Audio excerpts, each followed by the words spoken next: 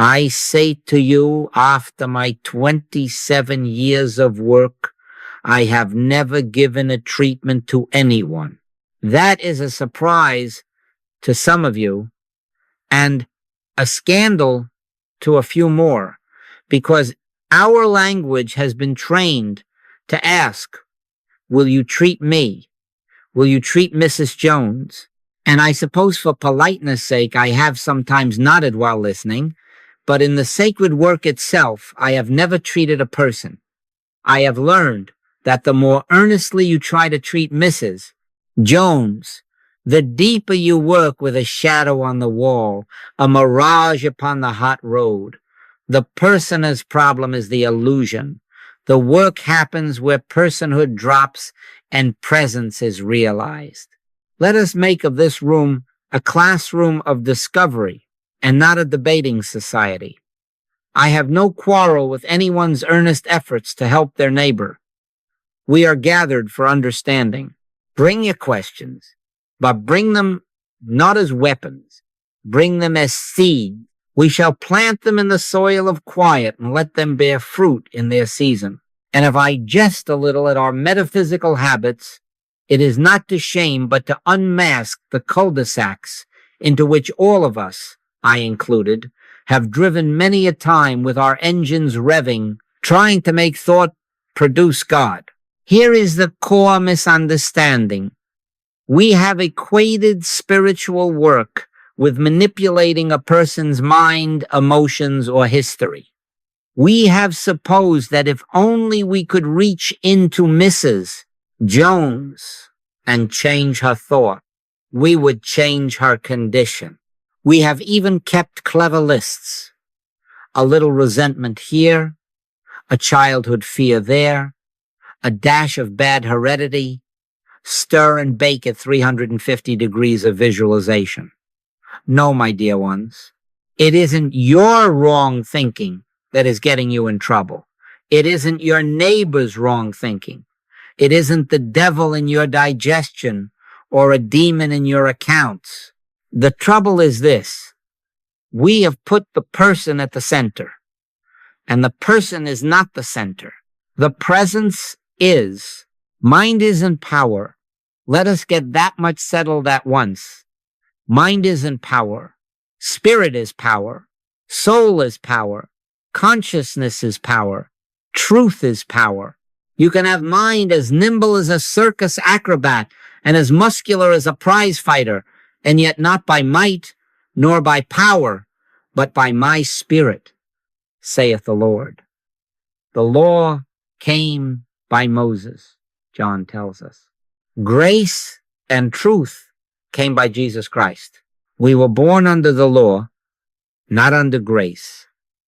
And so we go on managing, adjusting, improving, until one day we awaken to find that the law we are polishing is still the law. Under law we strain. Under grace we rest. Under law we treat Mrs. Jones. Under grace we behold I am. Do not mistake me. I am not indifferent to Mrs. Jones's pain. Compassion is the first fragrance of presence. But compassion is not meddling. When you and I treat Mrs. Jones as a person, we join her in a theater of cause and effect, where one belief pulls another like a string of sausage links, and we spend the evening moving links around the plate and congratulating ourselves when the arrangement pleases our eye. The Christ does not rearrange links. The Christ feeds the multitude. The Christ does not operate on personalities. The Christ reveals the Father's good pleasure. Fear not, little flock. It is your Father's good pleasure to give you the kingdom. Now you see why I say I have never treated anyone. What would I be treating? A bundle of private causes? A scrapbook of grievances and hopes? The moment I accept the person as the problem, I have accepted law as the atmosphere. But grace is not a better law. Grace is the absence of law. You do not exchange one statute for another.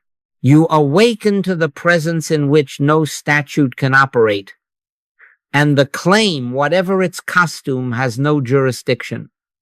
Be still and know that I am God. Not know that I am the mechanic of thought. Not know that I am the attorney of causes, but God presence being the I. A little humor will help the medicine go down. Imagine we bring poor Mrs. Jones into our mental workshop. We set her on a bright table, turn on the lamp, fetch our shiny tools, affirmations polished last night, denials sharpened this morning. We adjust her fear knob 2 turns to the left, tighten her hope, screw careful not to strip the threads, install a new visualization belt, and send her out with a brochure. Then she meets a gust of weather and back comes the belt. Have you not lived this? I have, and I laugh only because I cried first. But when we drop Mrs. Jones, not the woman, the imagined personhood as problem, when she vanishes even for an instant in the light of realized presence, then something undramatic and holy occurs.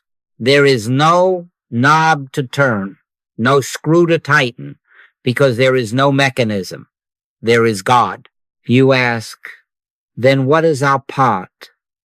Our part is not to produce effects or repair personalities. Our part is to realize the presence. Our part is to let the consciousness of I am fill the field so thoroughly that there is no leftover corner where a private claim can crouch. When thinking stops, real power begins. Do not be frightened by that sentence. We will, in due time, rehearse the how of it, a very simple, very honest way of sitting still until the machine of thought tires of its own effort. But tonight I plant the banner at the first hill. The subject of our work is never a person, and the verb of our work is never to fix. The subject is presence, and the verb is to behold. You may say, but surely there are people, yes, and God forbid, that we neglect the cup of cold water or the loaf of bread.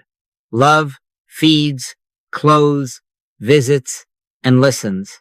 Yet the healing that is of God is not the result of one person improving another.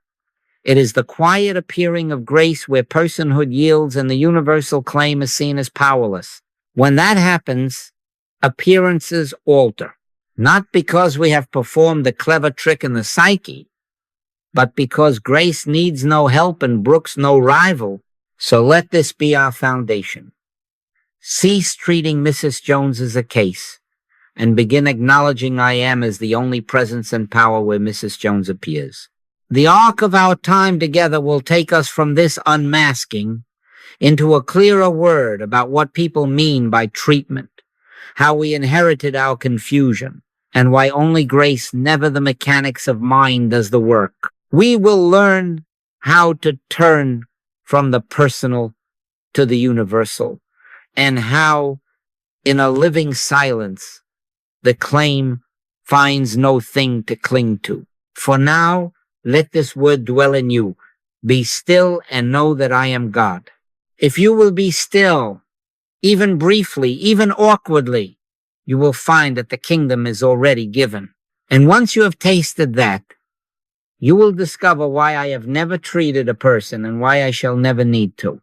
Now, since we have dared to say we do not treat persons, let us look straight at what people call a treatment and why it misses the mark. In most quarters, it goes something like this. We interview the sufferer, we consult our invisible casebook, and we diagnose the wrong thinking. We discover a pinch of fear, a tablespoon of resentment, perhaps a generational belief in lack. Then we prescribe 3 affirmations before breakfast, a visualization at noon, preferably in color, 2 denials with the evening tea, and for dessert, a vigorous imagining of the body perfect or the bank account full. Add a whispered "and so it is," and send them home with a glow. And there is often a glow because attention can bathe a face the way a candle flickers comfort on the wall. But, my dear ones, A candle is not the sun. I say to you not to relieve you of responsibility, but to relieve you of self-condemnation and the condemning of others. It isn't your wrong thinking that is getting you in trouble. It isn't. Not your wrong thinking, not your neighbors, not your grandfathers. We were born under the law. The whole cause and effect machinery that says, do good, get good. Do ill, get ill. And of course, we try to oil the gears, shift the levers, and improve the outcomes. That is what a treatment does. It stays inside law and attempts a finer management of causes to produce improved effects. And if you are lucky for a season, you may seem to do just that. But you are still in Egypt, making bricks. Even if the foreman smiles, now hear the gospel that makes the heart light. The law came by Moses. Grace and truth came by Jesus Christ. You do not change one law for another. You do not exchange negative thoughts for positive thoughts and call it salvation. You annihilate the whole pretense of law as governing your life, and you let grace, unearned, unopposed, unconditioned, be the atmosphere in which you live and move and have your being. The reason a treatment fails at the root is that it assumes mind is power, that a thought is a lever and a word is a wrench. Mind isn't power. Spirit is power. Soul is power. Consciousness is power. Truth is power, not by might nor by power, but by my spirit, saith the Lord. When you rest under grace, the entire scaffolding of managed causation is seen for what it is, a stage set that looks real until the house lights come up. And let me say gently, for we are all learners together, there is a subtle ego that thrives in the treating business. I have met him. He used to shine my shoes. The fixer of persons is a hero in his own story. He listens deeply, he prescribes wisely, and when improvement comes, he gets to nod sagely. It is intoxicating, especially to those of us who have carried the ache of wanting to help since childhood. But that hero stands under the same law he is trying to escape. And with the same breath that praises his skill, the law binds his wrists. He becomes responsible not only for the successes, but also for the failures. The day he cannot rearrange the links, he is tired. The day 3 cases in a row appear not to respond, he is guilty. And sooner or later, he is tempted to blame the patient for not cooperating with the work. No, grace will not have it. Fear not, little flock. It is your Father's good pleasure to give you the kingdom. Not the patient's good thinking, the Father's good pleasure. And let us smile at ourselves a little. We have all tried to make the universe our valet. We have rubbed our mantra the way a superstitious man rubs a lucky coin. We have visualized the parking space, the crisp bill, the perfect weather for the garden party, and then sworn spiritual allegiance to the barometer when it complied. This is not sin. It is kindergarten. But as you mature, you find that the coin wears smooth and the valet grows deaf, and you are driven not into cynicism, but into honesty.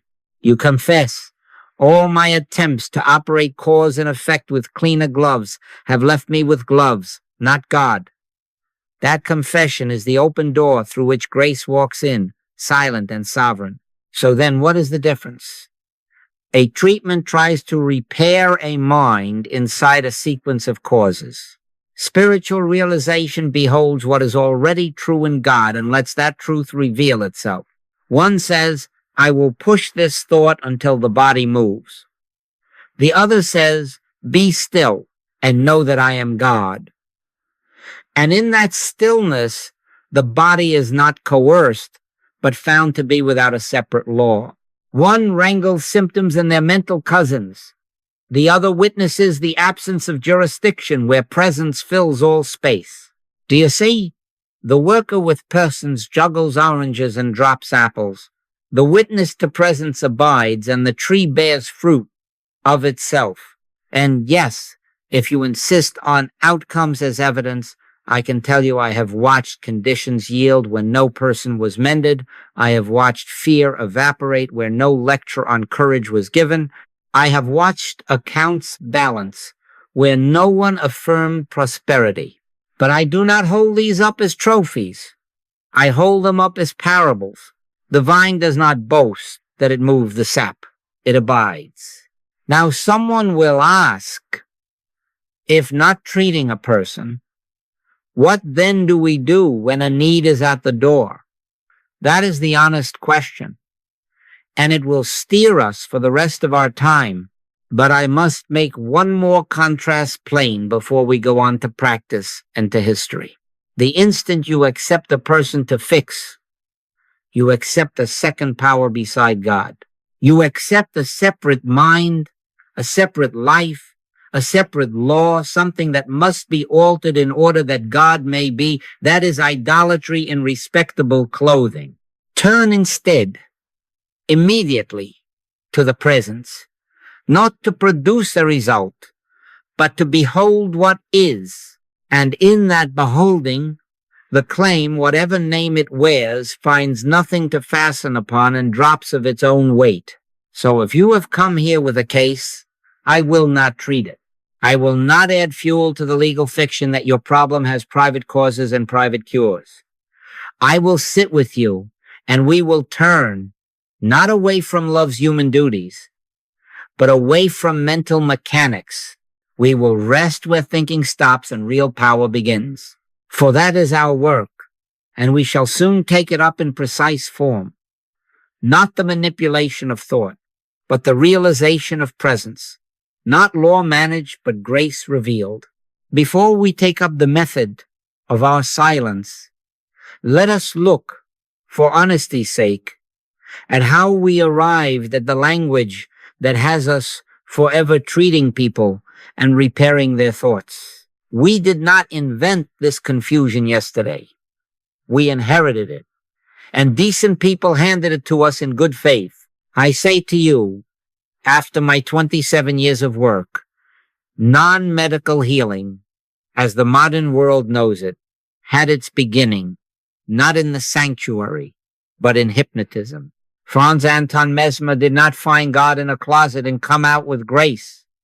He found a curious influence, an animal magnetism, and with it he influenced bodies. There was always an operator and a subject. There was always an atmosphere of directed will, and there were always results. Oh yes, results, but results inside law, suggestion, counter-suggestion, cause and effect.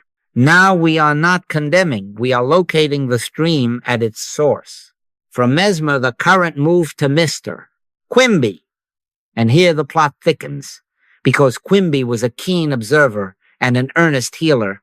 He began with mesmerism and discovered, with some brilliance, that thought, belief itself, seemed to register on the body. Out went the magnets, and in came the diagnosis of belief and the countering thought. He would find the fear, find the superstition, and with a gentle conversational artistry, dissolve it. People recovered. Of course they did. When you lift the heavy blanket, the sleeper breathes. But note this. The healer still stood as a mind over a mind, a person operating upon a person. The axis had not shifted from mind to spirit. The room was still filled with law, belief against belief, cause against cause, better suggestion displacing the worse. Then came Dr. Evans and others of that century who systematized this insight. They wrote excellent books, the kind you can read on trains and feel your spine lengthen with optimism. They cataloged mental states and their physical correlates and proposed therapeutic thoughts to remedy them. They were fine men, humane and educated, but the subtle slide was already underway.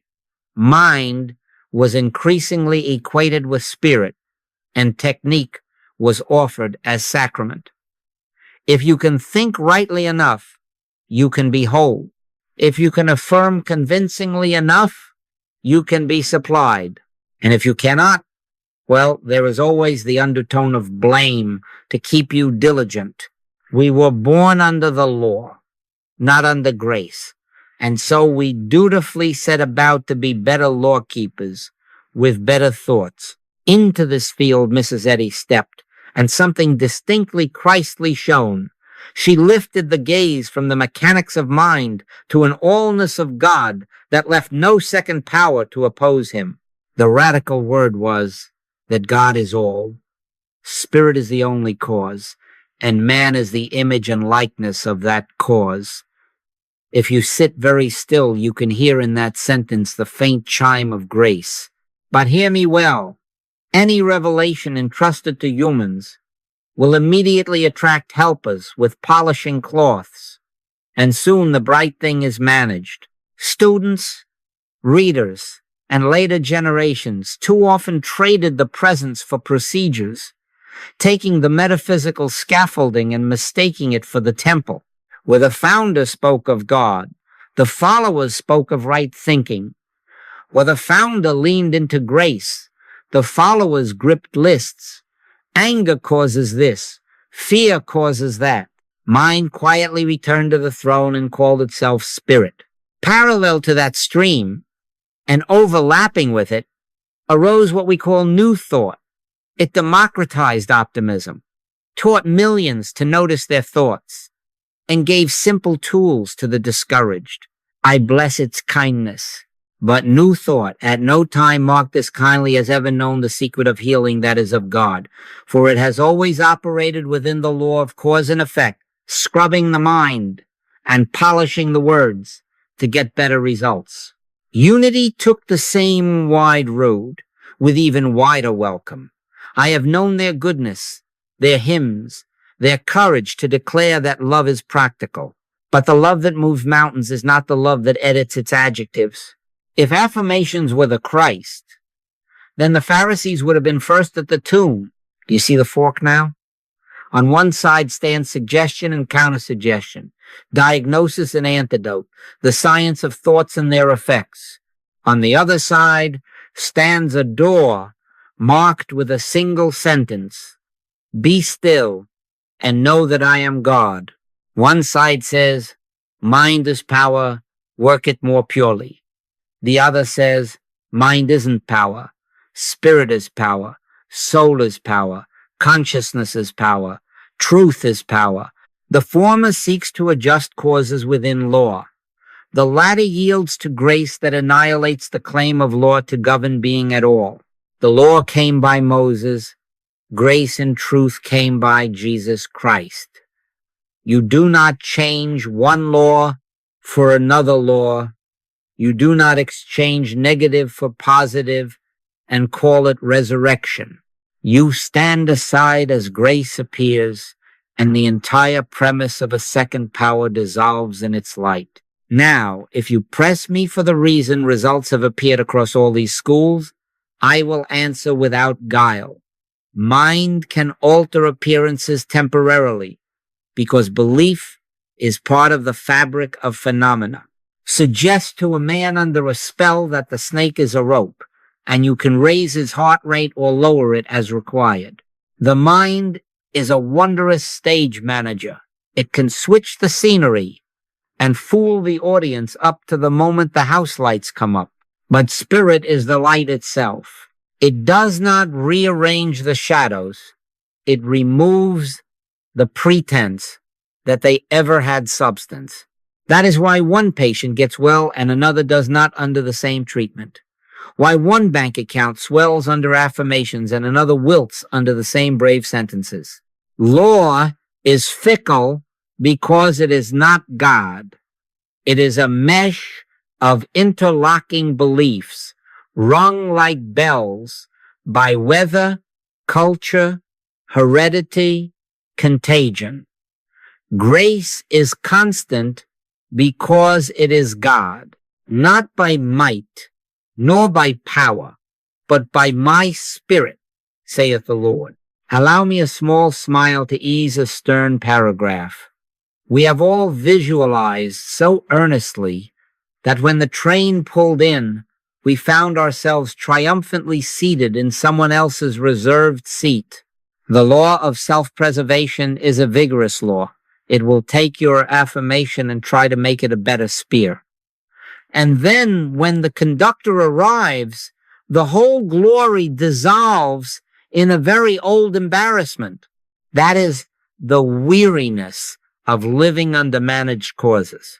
When grace appears, there is no spear and no contest.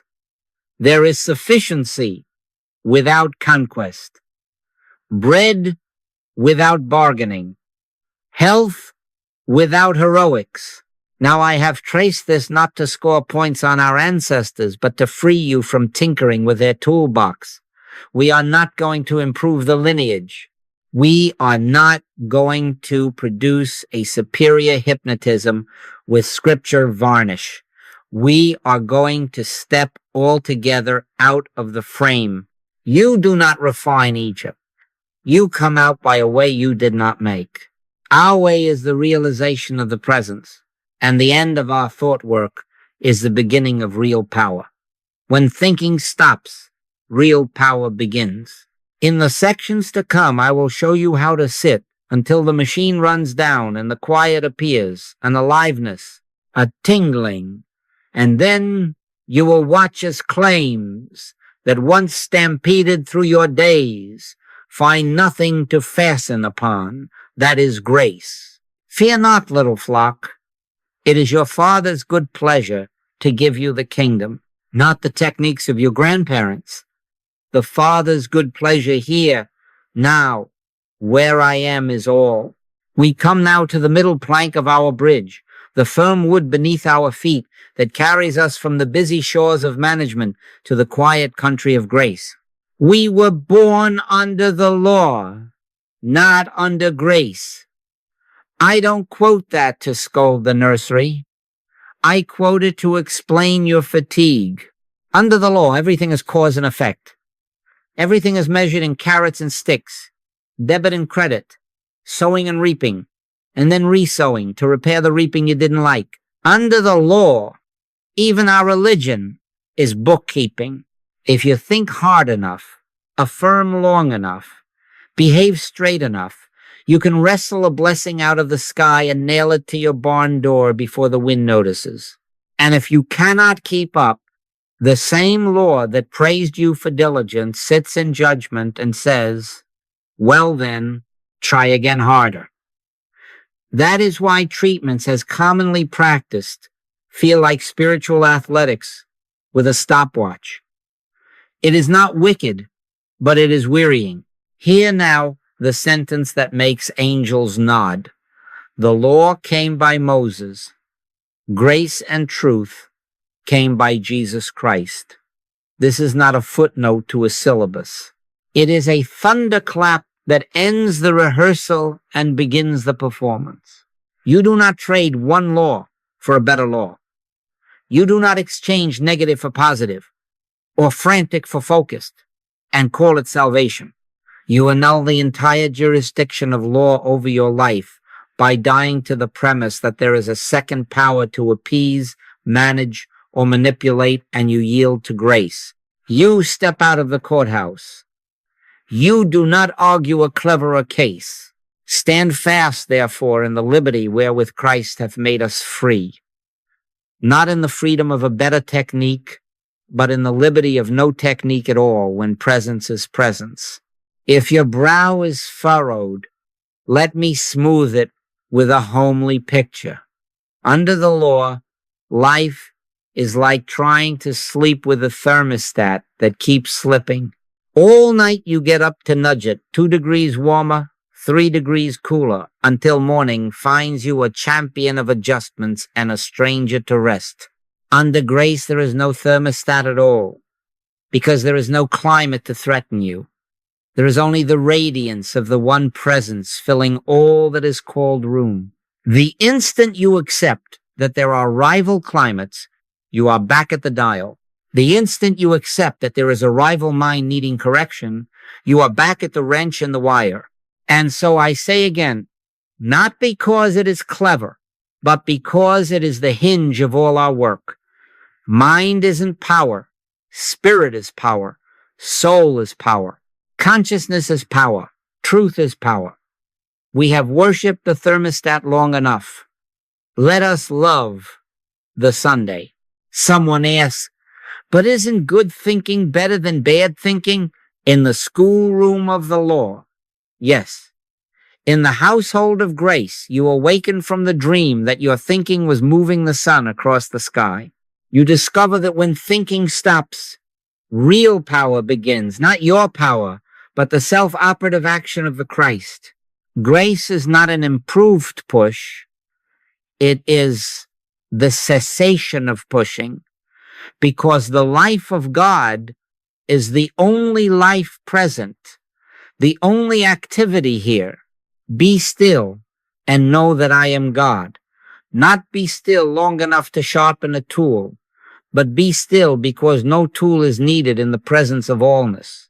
Now let us come to the object many of you carry secretly like a talisman, demonstration.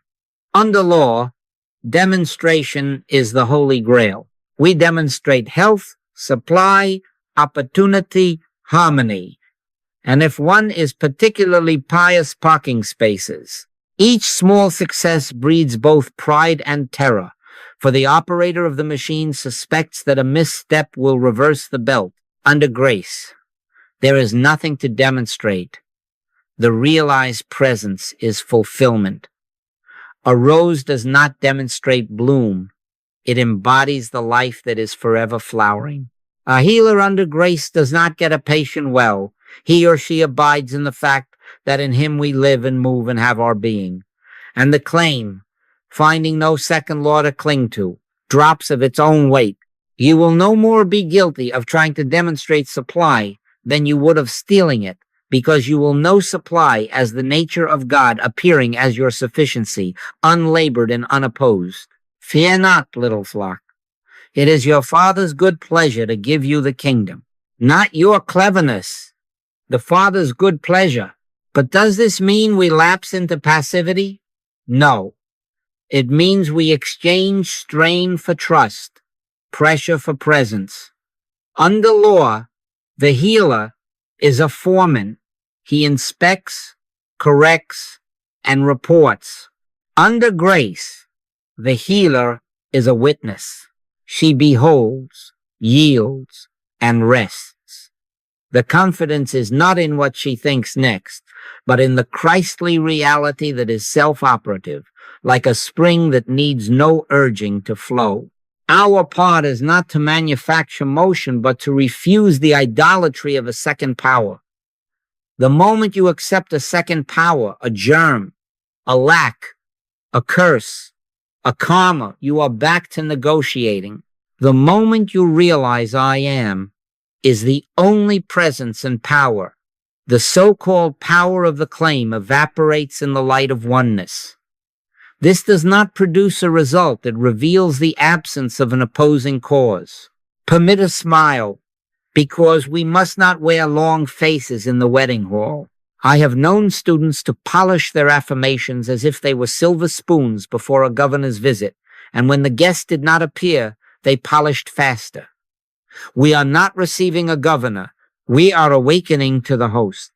The table was set before you asked. Grace is not delayed by your inattention, nor accelerated by your fervor. Fervor is lovely when it warms the heart to love. It is lethal when it tightens the jaw to conquer. Lay down the spoons, beloved, and listen. In the hush you will find the guest was the house, and you were at home. Now how do you live this in the middle of a loud world? You will still drive to work. You will still kiss children and peel potatoes and pay taxes. But inwardly mark this. You cease measuring cause and effect and begin consenting to grace. When fear speaks, you do not argue with it under the law's syllogisms. You lift your inner gaze and rest in I am. When the calendar shrieks or the body complains, you do not sprint to the workshop for a repair. You step aside, sometimes literally, and honor the presence until the shriek meets its match in silence, and you will see a strange new fruit. Outcomes without angst. The bill is met without bargaining. The body is easy without heroics.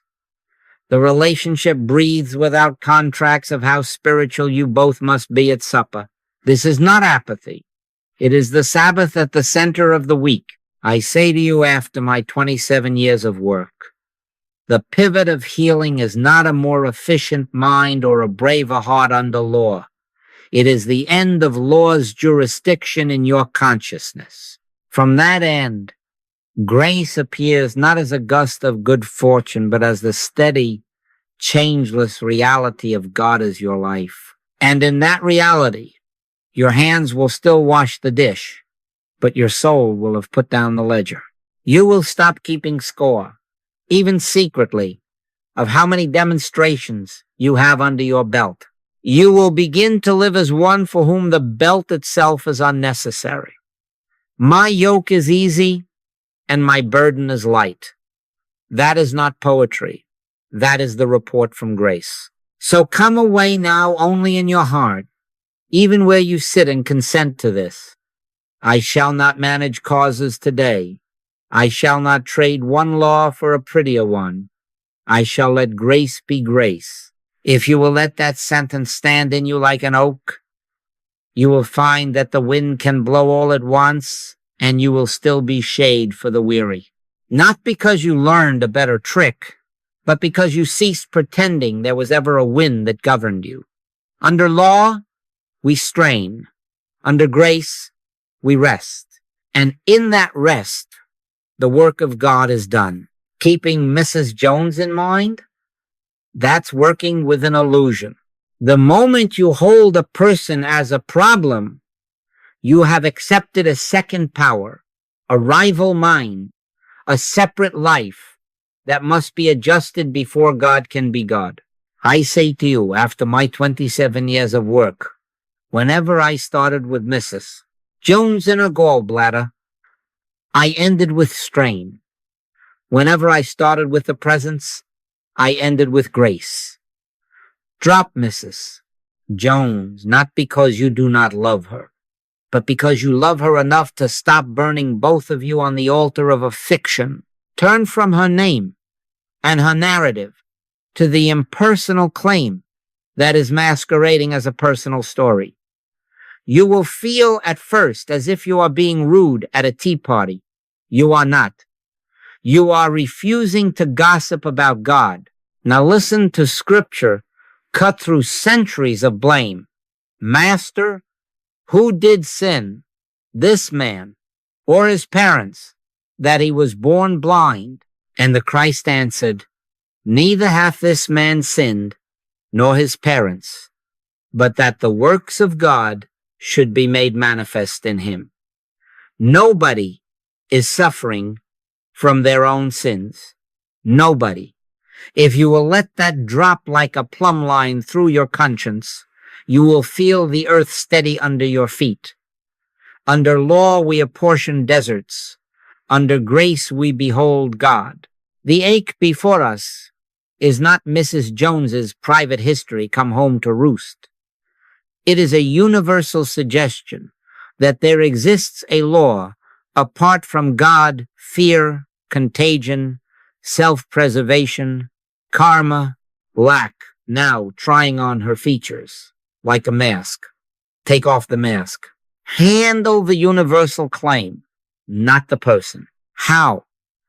Very practically, very quietly. The next time a case is brought to your attention, do not begin a biographical investigation. Begin with a renaming. If the message says, pray for Mrs. Jones, she is in great pain, you will not take Mrs. Jones and her pain into your meditation. In your own notes, if you keep them, erase the pronouns. Write instead, belief in pain as power, belief in sensation apart from God, belief in a law of nerves and messages that can proclaim a word contrary to the word. If the report is he has been exposed to contagion, Do not seed a germ in the sanctuary. Right.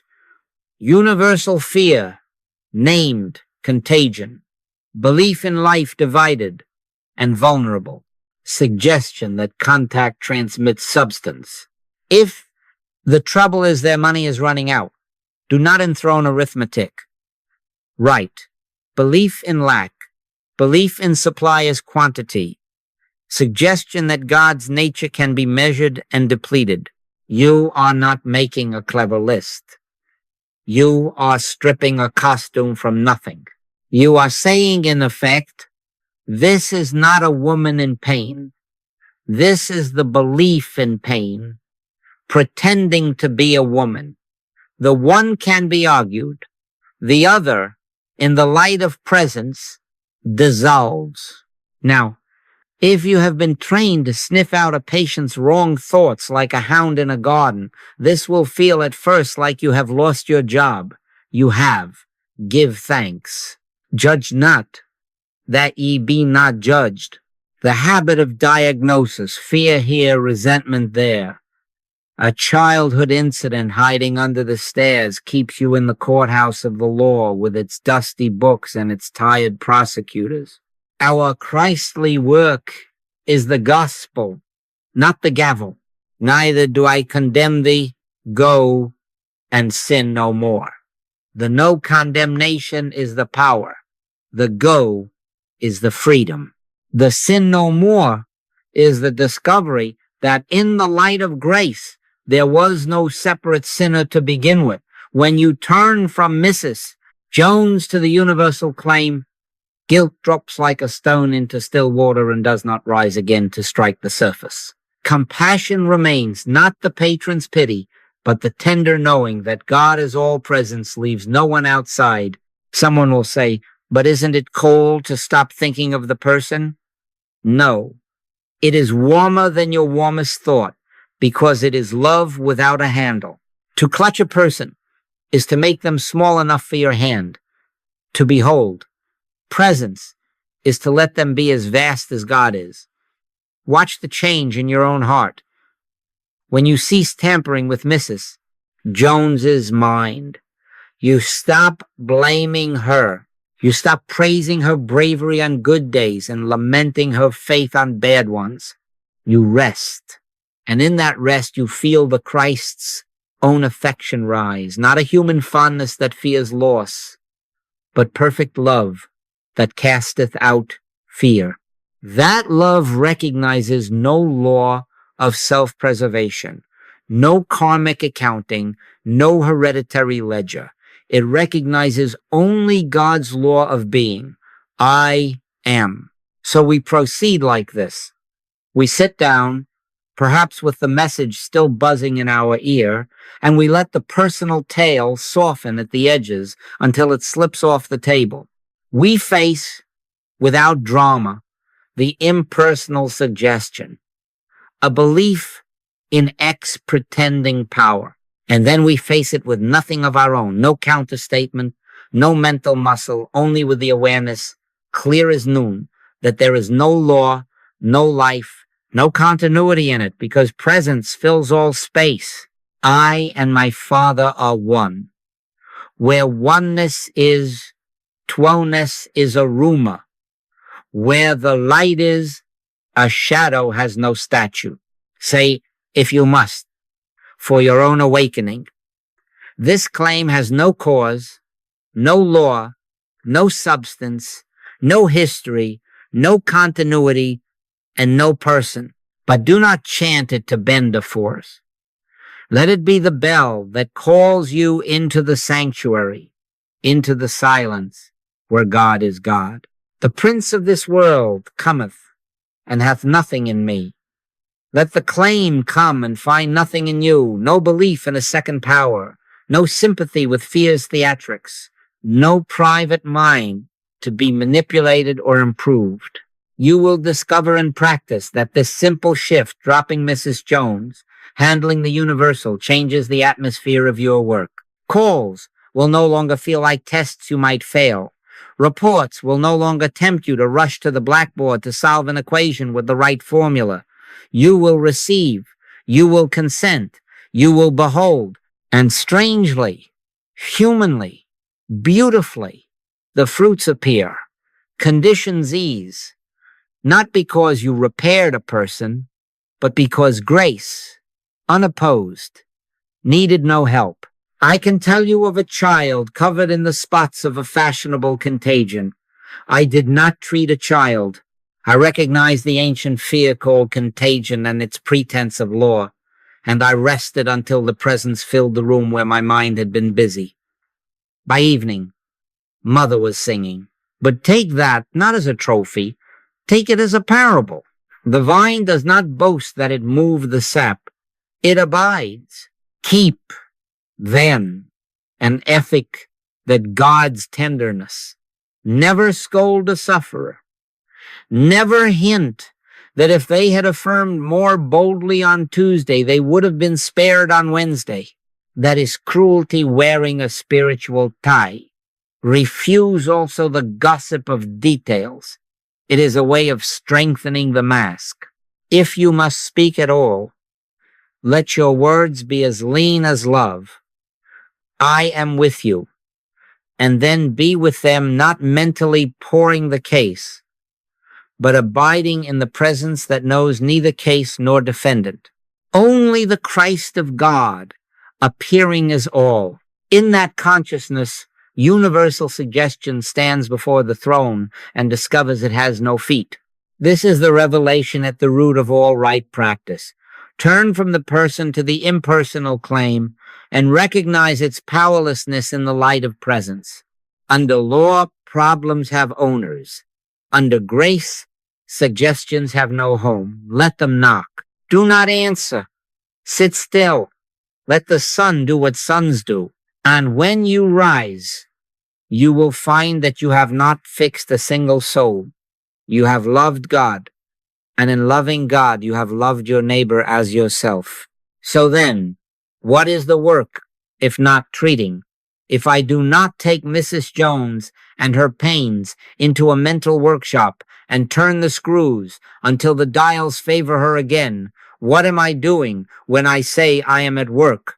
I say to you, after my 27 years of work, the whole of it is this: to realize God as the only cause, the only law, the only life, here and now, not as a belief you argue for, but as a presence you know.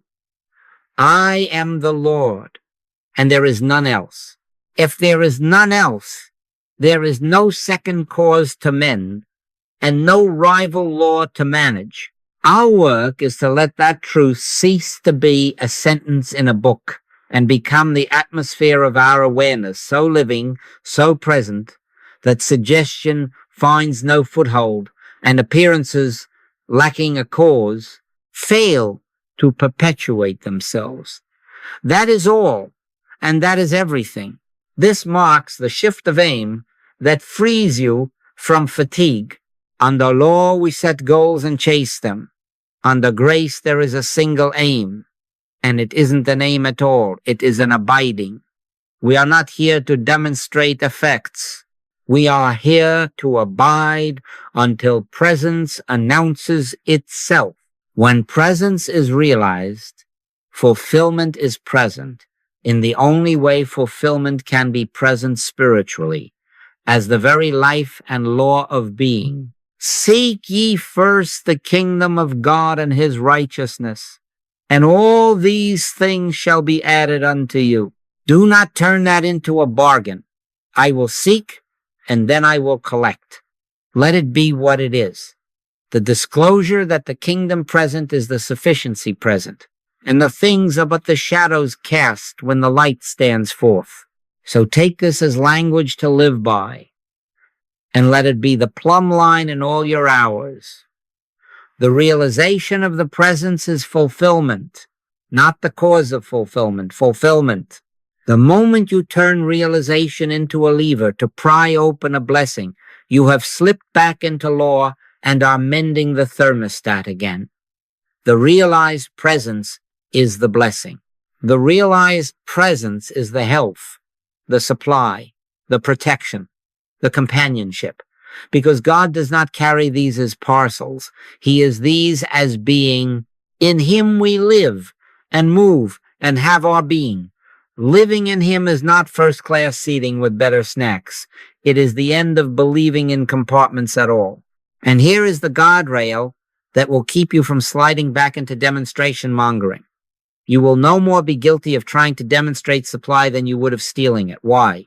Because supply is God's nature, and you would not pick God's pocket to fund his household.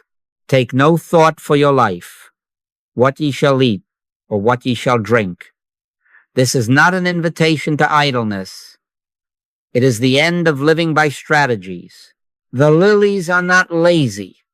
They are unafraid. When you feel the itch to get something from God, pause and smile. If you must visualize anything, visualize your hand slowly releasing its grip. Let the presence be presence, and you will find my grace is sufficient for thee, needs no improvement from your industriousness. Now about identity, for without this reset, your practice remains a courtesy visit to the old country. There are not many minds to polish into concord. There is one consciousness, whole and indivisible, self-knowing and self-complete. That consciousness individualized appears as you and me. But the you and me are branches of one vine, not rival saplings on contested soil. I am the vine. Ye are the branches. This means that what we are doing in our work is not supplying a branch from a clever private reservoir, but abiding as the vine life that is forever flowing of itself. The sense of a private mind, a private life that must be protected and improved, is the basic fiction law requires in order to function. Withdraw that consent, and the machinery of fear winds down for lack of electricity. Do you see, then, how the work becomes blessedly simple? Not easy for the habit-bound, but simple for the honest. We are not fixing persons, producing outcomes, or engineering a better tomorrow. We are consenting to oneness and refusing a second power quietly, steadfastly, cheerfully. We are standing in I am until the rumor of I am not fails to persuade. We are allowing the inner word, be still and know that I am God, to be the end of cleverness and the beginning of light. In that light, claims are not overthrown by stronger claims. They are discredited by reality, not by might, nor by power, but by my spirit, saith the Lord. When thinking stops, real power begins. Not a push, but a presence. Someone will ask, what am I to do when a report crashes in pain? Here, lack there, danger up ahead. Beloved, do not craft a counter-report. Do not rush to attach spiritual stickers to the package. Turn immediately, if you can, from the face of the news to the face of the one. Acknowledge the impersonal claim. Acknowledge its lack of law. And then, without wrestling, let your attention sink back into the fact of God as the only cause, the only law, the only life. Stay there, not timing yourself, not peeking to check results, not bargain hunting among verses. Stay there, because there is nowhere else to be. The realized presence is fulfillment. If you must have a sentence to hold, let it be that one. If you must breathe a scripture, let it be, the Lord is my shepherd, I shall not want. Then stop helping. And what of results? They appear as shadows when the sun climbs. They appear not because you pulled a string in heaven, but because grace, unopposed, is what is. Health finds no obstruction. Supply discovers that arithmetic was the mask of fear. Protection meets a universe without a second cause to harm it. But take care. To measure grace by results is to bring a ruler into the sanctuary. If you must measure, measure only your willingness to rest in God and to love without handles. You will find, to your quiet joy, that the fruits ripen on their own time and drop into open hands. No ledger, no trophies, just the ease of my yoke is easy and my burden is light. So let this be settled. Our work is not to treat persons. Our work is to realize the presence. Our ethics are not to get things. They are to let God be God. Our identity is not the anxious operator of a private mind. It is the transparency through which one consciousness shines. On the law we strain, on the grace we rest. Rest, then, not as a nap, but as an agreement with reality. Agree with God quickly, said the Master. Agree now. One cause, one law, one life, here, now. And having agreed, be still and watch how nothing needs your help to be what God already is. Now let us be very practical, because love without practice is a lullaby and we are not putting anyone to sleep. When you are faced with a claim, any claim, named large or named small, go apart. Go apart not for 10 inspired minutes in a hymn, but for 2 or 3, or if need be, 4 hours. I say to you, after my 27 years of work, this is where most miss their own doorway. They will give a case 15 minutes and keep the remaining hours for their anxieties. We reverse that. We honor the presence with time, because time is the only coin the human mind believes it has. We spend it on God. When thou prayest, enter into thy closet, and when thou hast shut thy door, shut the door on reports, on the telephone, on your own noble urge to tell 3 friends what you are about to do. Sit down not as one beginning a project, but as one returning home. At first, let thought do what thought must. If you find a mind working, do not scold it for being alive. Think the matter through until thought exhausts itself. What is the belief here? Not the biography. Name it in the simplest, most impersonal way. A belief in pain as power. A belief in lack as law. A belief in contagious life. A belief in a mind apart from God. Let every sentence you have ever memorized that carries light stand up and be heard. Let scripture come if it comes. Be still and know that I am God. In him we live and move and have our being. Fear not, little flock, and then let your own little sermon run out of steam. You will feel it. The argument loses its flavor. The words taste like yesterday's bread. Your bright ideas about how to improve the universe begin to blush and fall silent. That is good news, because the beginning of the next demonstrable power will come where conscious thinking leaves off. Now, this is the threshold, and if you rush past it, you will find yourself back adjusting the thermostat under law. Pause. You are not to become drowsy. You are not seeking a trance, a vacancy, a fog. You are entering a living, quiet, and alert stillness that is not made of your effort. It is an aliveness. Sometimes, yes, a tingling, a subtle warmth in the room where nothing has changed and everything is different. If you nod, open your eyes. If you drift into pictures, smile and let them pass. This is not daydreaming. It is the Sabbath of awareness. Mind is in power. Spirit is power. Soul is power. Consciousness is power. Truth is power. Let these words be not drums, but the hush before the music, Here I must forbid one hobby horse with all the kindness I can gather. No visualization.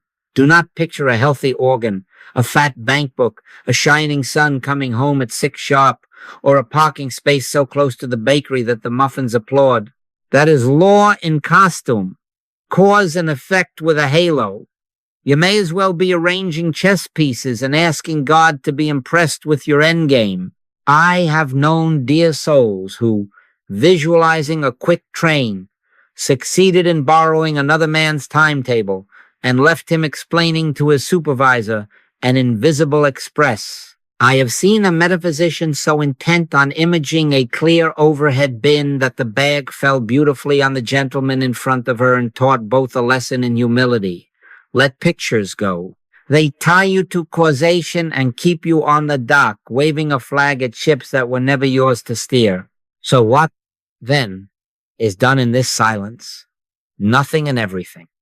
We return to the bare fact that the universal belief presenting itself has no law to sustain it. We do not wrestle the belief. We expose its bankruptcy by knowing presence. If a word comes, let it be a lean one. No law, no cause, no substance, no continuity, no person. Let it strike once like a bell, and then listen to the ring fade into the quiet, not by might, nor by power, but by my spirit, saith the Lord. Stay until the inner yes arises, not fireworks, not a trumpet, but a still, authoritative. It is so. You will know it as you know the feel of your own name. The prince of this world cometh, and hath nothing in me, because there is nothing in me that consents to a second power. If you discover 10 minutes after that, yes, that your mind is back taking attendance, how many symptoms, how many dollars, how many hours left, return. We are gentle but stubborn. We do not time God. Sit again. Let the sentences that helped you to the door rest on the porch. Go in. In that inward room, you are not turning valves. You are consenting to the fact that God is the only life being lived here, the only law operating, the only cause producing. In that consent, you will feel no personal power, because there is none. And you will feel a great peace, because there is only one. Now, because you are still inhabiting a world of clocks and errands, you will stand up at some point. Do not stand up to check on results. Do not call the hospital, the bank, or the boy. Walk softly into your next right thing, carrying the hush like a fragrance. If fear whistles behind you, you need not answer it with a new argument. You can tug once at the thread of silence, and the garment will surround you again. In quietness and in confidence shall be your strength. The work is not finished when you open your eyes.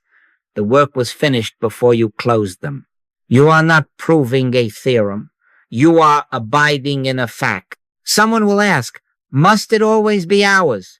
No, but be slow to shorten what grace would lengthen. If you can go apart for 2, 3, or 4 hours, do it. If you cannot, tithe your day in little closets, 5 minutes here in the car before you start the engine, 3 in the market queue, 10 at your desk with the door gently leaned shut, and then, when life allows, take the long Sabbath and let the habit of the quiet get deep roots. We were born under the law, not under grace. Our reflex is to fix, to manage, to mend. Grace needs time, not because it is slow, but because we are noisy. Give it the space your noise used to occupy, and the noise will not find its chair when it returns. And remember this last kindness to yourself. If in that stillness nothing spectacular happens, you have not failed. You have left the theater where spectacle is currency. The realized presence is fulfillment, not the promise of it, the thing itself. Sit then in the living quiet beyond mentation. There, spirit acts of itself, and the claim stripped of person, stripped of law, finds nothing to cling to, and falls away like a leaf whose season is ended. Peace, be still. And behold, there was a great calm. Let me give you a few field notes, not to make a scrapbook of triumphs, not to sell you a method, but to witness to a fact. I say to you, after my 27 years of work, every time I have watched an appearance yield, it has done so at the point of realized presence, and never at the point of argument or repair. If you hear these as cause and effect, he said these words, then this happened. You will have missed the whole sermon. Hear them as shadows cast when the sun quietly rose. Not I, but the Father that dwelleth in me, he doeth the works. There was a night when the telephone sang that small, urgent song we all know too well. A man was raving under a fever.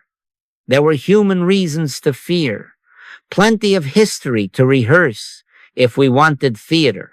We took none of it. I did not take his name, his temperature, or his family's dread into my room. I sat down and faced what was actually in front of me. A universal belief in life divided against itself. A belief in sensation apart from God. A belief in a law of chemical alarm that could shout down the word. I named it that once, and then I let the naming go. For a long while, there were no words, no plans, no heroics, only a simple consenting to God as the only life present, the only law operating, the only cause producing. Somewhere in the small hours, the inner yes said what it always says. It is so. I went to bed and slept a clean sleep. In the morning, a message. The fever broke toward dawn. He was resting, and the household was breathing again. Do not write down "do this at 2 a.m. You will be back in law with a stopwatch. Write down only this. Realization first. Shifts follow without boasting. There was a businessman outside of Boston, the sort who wears a calendar like a second skin. Payroll due on Friday. Receivables delayed. The arithmetic of panic marching like ants. He rang up looking for a motivational speech. Tell me it will come through. I refused him that charity. I told him we would sit and let presence be presence, and we would do it now, before he wore out his shoes going room to room asking the furniture to help.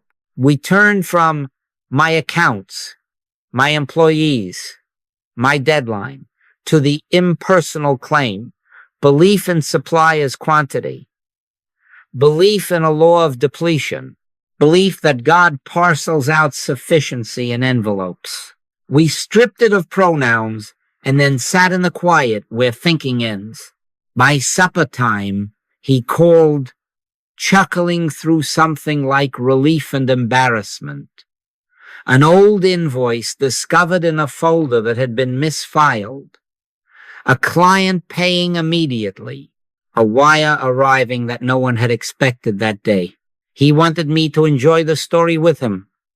I joined his gratitude, but not his logic. He did not get supply. Supply is God. Seek ye first the kingdom of God, and all these things shall be added unto you. Added as shadows, not as wages for correct affirmations. There was a child whose nights were a stage where monsters rehearsed, waking, screaming, clinging, the sort of fear that spreads from crib to mother to walls to lamps. The report came late. I asked no history, no cartoons, no dairy after 6, no grandmother's opinion. I turned instead to the universal claim that fear is a law, that there exists a power able to invent pictures and then punish the beholder for watching. I held it up once to the light, saw no substance in it, and sat down into the stillness. There was only one household present, God. Perfect love casteth out fear. By morning, the mother's note said more than she meant to say. We all slept. She thought she was telling me about the child.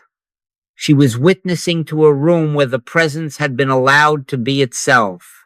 There was a storm that wanted to make a sermon out of spectacle.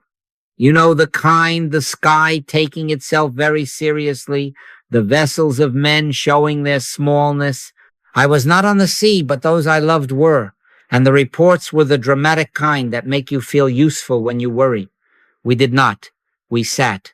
We let go of persons on a boat and faced the old suggestion. A belief that elements possess law, that wind and water, having forgotten their maker, make their own music now. Into that silence came not an exorcism, not a stiff upper lip, but the remembering. He maketh the storm a calm, so that the waves thereof are still. Not future tense, his isness is calm. We consented to that fact and returned to our dishes.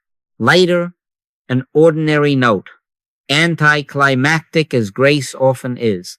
Rough for a while, then as if a hand had smoothed it. Good, let the hand have the praise. Sometimes it is like lightning. A pain that barked for days is gone in 3 breaths of quiet. A heart that hammered settles while you are still finding your chair.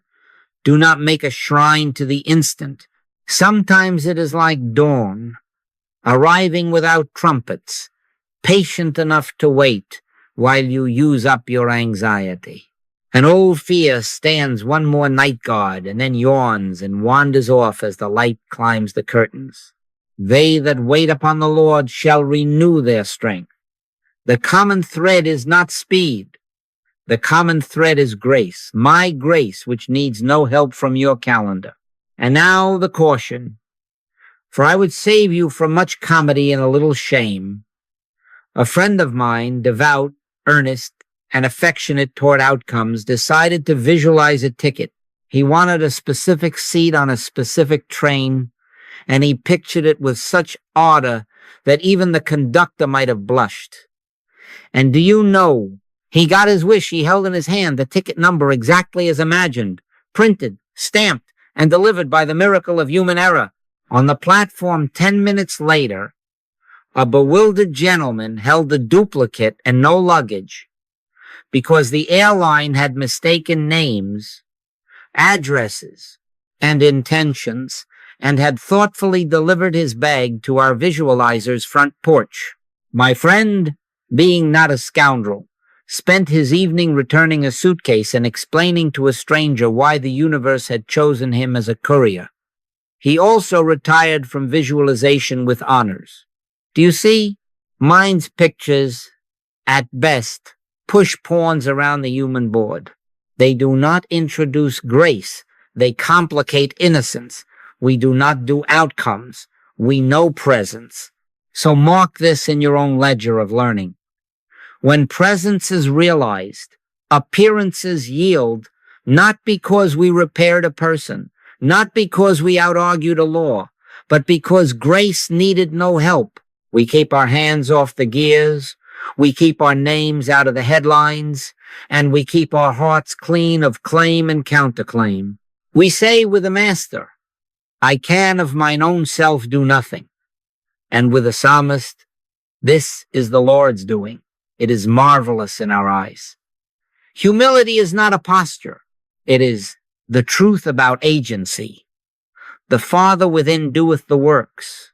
And because of that, we promise nothing but God. We offer no guarantees but presence. We take no credit but gratitude.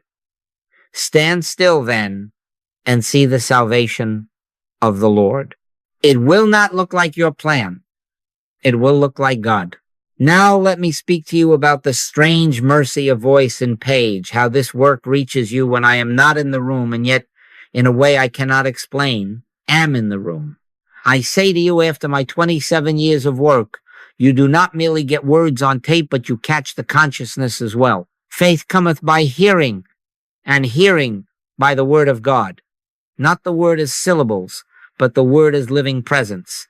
There is something in the tone, the space between sentences, the hush that settles after a truth lands, that transfers more than ideas. It transfers atmosphere, and atmosphere is everything, because atmosphere is where the mind stops tapping its foot and grace begins to sing. This electronic work seems to catch everything, even the consciousness behind it. I did not expect that when I first submitted my voice to a little microphone that would rather sit on the lapel than on the truth. And yes, students write and say, don't do it. It doesn't sound authentic. There's a cough in the 3rd minute and a chair squeaks in the 7th. Beloved, the cough and the squeak may be the most honest thing on the tape. Let us not ask a living room to sound like a cathedral, nor the spirit to pass inspection by studio engineers. If now and then the microphone leans to the left while the presence leans to the right, be of good cheer. Do not follow the microphone. Follow the quickening that rises in you when the sentence stops and the stillness continues. That is the class. That is what you want to catch. Pair your reading with your hearing. Do not make a hero of one and a martyr of the other. The page steadies the feet. The voice warms the room. Together they multiply not facts, but receptivity. Read so that the thought structure is clear enough to stop arguing with you. Then listen so that the structure dissolves into the felt sense of God. Thy word is a lamp unto my feet and a light unto my path. The lamp shows the next step. The light reveals that you are already home. The printed line will give you a sentence to lean on. The voice will take the sentence by the hand and lead it into silence where sentences retire and truth remains. Set a simple rhythm and keep it kindly. In the morning, before the newspaper tells you what kind of world you woke up in, give the ear 5 or 10 minutes of hearing. Let the voice reintroduce you to the class, even if the class is your kitchen and the congregation is a tea kettle. At midday, turn aside for a small stillness, 3 minutes in a parked car, 2 in a restroom stall, 5 in your own office with the door half closed. No tape there, no page, only the remembered hush. Be still and know that I am God. In the evening, when the house has taken off its shoes, read 2 or 3 pages slowly, as if you were eating bread you intend to taste.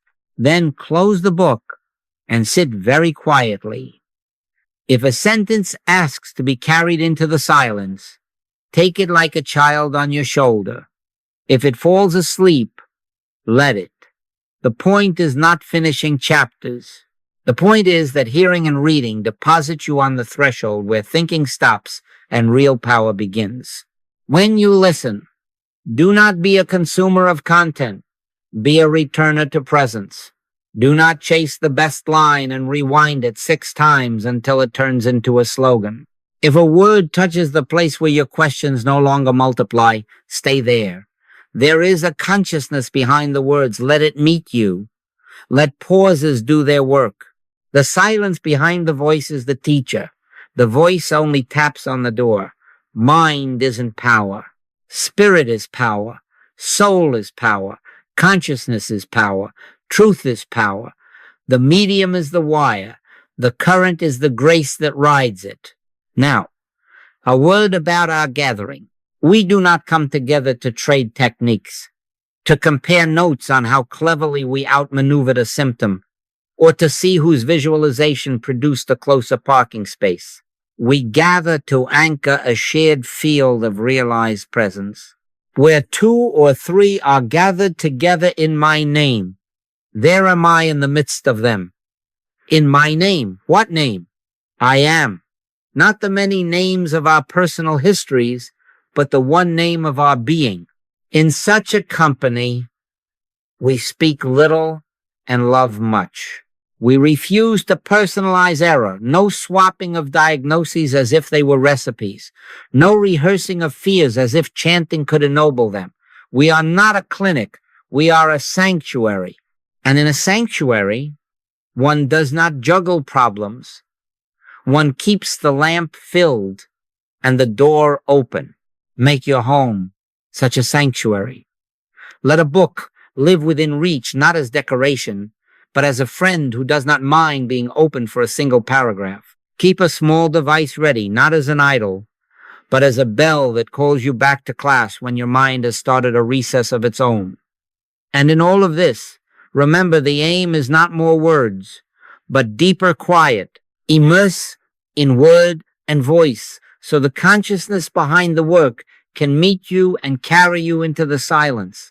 If the tape brings you to stillness, turn it off and stay. If the page loosens your grip, close it and let go. Do not use the recordings to get results. Let them get you to the place where results have no meaning, because grace has filled the room. Let the words of my mouth and the meditation of my heart be acceptable in thy sight, O Lord. Acceptable means aligned with the one law that is no law to strain under, the one life that is already your life. Then walk softly into your evening. The voice will not leave you when you hit the switch. The word will hum inside you, low and sure, and the silence will do what it always does when permitted. It will reveal that God is here and there is none else. And now we must bring this home, not to a bookshelf, but to a life. We were born under the law, not under grace. Our reflexes bargain and blame, cause and effect, sow and reap while counting. But hear me, the law came by Moses, grace and truth by Jesus Christ. Law strains, grace rests. Law watches the weather and adjusts sails with pride. Grace speaks to the wind and discovers it has already heard. The life we are entering is not an improved management of causation. It is the ceasing of bargaining in the light of a fact. Presence is the only law operating in this field. When you feel the old itch to trade prayers for outcomes, remember who you are. Not a negotiator, a witness. This has an ethic, simple, strict, and kind. You will no more be guilty of trying to demonstrate supply than you would of stealing it. Do you hear? There is no demonstration of effects in this way of living. Never try to demonstrate even a parking space. Do not attempt to requisition a particular house, a particular client, a particular verdict, a particular storm pattern that flatters your picnic. All of that is law with a robe on, still trading in the coin of power against power, desire against delay. The realized presence is fulfillment, not promise of fulfillment, fulfillment. It is your Father's good pleasure to give you the kingdom. If the giving is the nature of God, the receiving cannot be the work of man. Our part is to rest the appetite in God and let grace be grace. Some will say, but must we not do our part? Yes, your part is to refuse the counterfeit. Refuse the picture-making mind that insists life is parcel post and you can track it. Refuse the spiritualized consumerism that slips scripture into its shopping list. Refuse the private heroics of trying to be God's quartermaster. Instead, take the one vow that asks everything and pays with everything. I will let God be God, not by might nor by power, but by my spirit, saith the Lord. Let the words work you instead of you working them. Now, love, if this grace does not lift you above nation, color, creed, above the old clubs of fear and favoritism, it has not yet touched you deeply. In grace there are no foreigners. There is one household. There is neither Jew nor Greek, bond nor free, for ye are all one in Christ Jesus. The law of self-preservation, so eloquent in its briefs, so logical in its warnings, must retire. We do not hate our enemies, nor do we spiritualize our suspicion with pious footnotes. We love. We love not as duty, but as nature. We love until competition forgets its name and the room remembers it is a family. Do not wait to agree with a man before you love him. Love him and you will find you have little left to disagree about. If your patriotism makes an exception to love, your patriotism has outgrown your God. Return it to the tailor. Protection now. The innocent children in age and children in trust move through our households and headlines, and we will not hand them over to contagion talk, fear cycles, or scarcity propaganda. We will not rehearse the news as if it were a sacrament. We will not pass along the latest tale of invisible doom as if we were appointed deacons of terror. We will handle these as universal claims and wipe them out in consciousness. When you hear it is going around, stop. Not a person. Not Mrs. Jones. Not your nephew. Not your own admirable immune system. None of that. Face the universal claim. The belief that life is in matter and passes through ducts. The belief that fear is law and broadcasts on a frequency you cannot resist. The belief that supply is arithmetic and the sums are against you. Recognize it once, call it nothing once, and then retire into the silence where presence is all. No weapon that is formed against thee shall prosper is not a charm. It is the recognition that no second cause exists to fashion such a weapon. You who keep a home, make of it a quiet republic of grace. Let the speech there be clean of blame and rumor. Let the tables there be set, if not with gold, then with gratitude. If a child asks, are we safe?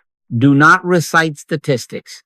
Let your answer be the atmosphere that makes statistics forget themselves. Perfect love casteth out fear.